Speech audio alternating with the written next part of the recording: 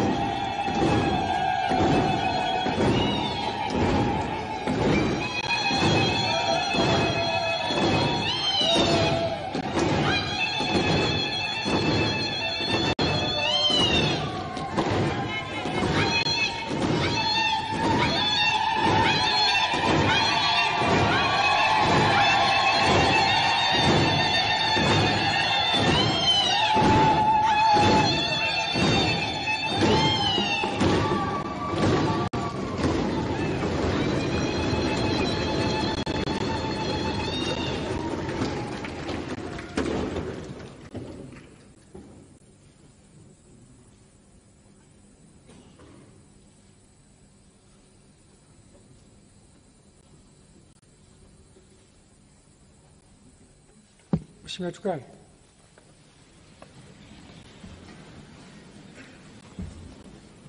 Mheshimiwa Rais wa Jamhuri ya Muungano wa Tanzania na Amiri Jeshi Mkuu, karibu kwenye uzinduzi wa bunge letu.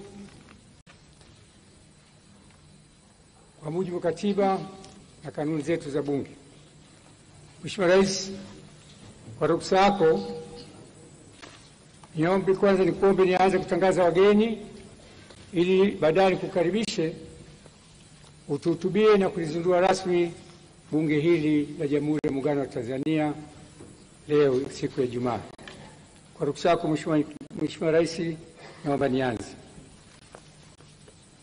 Wageni waliopo kumbini leo: viongozi wa kitaifa, Mheshimiwa Balozi Daktari Malo John Nchimbi, Makamu wa Rais wa Jamhuri ya Muungano wa Tanzania;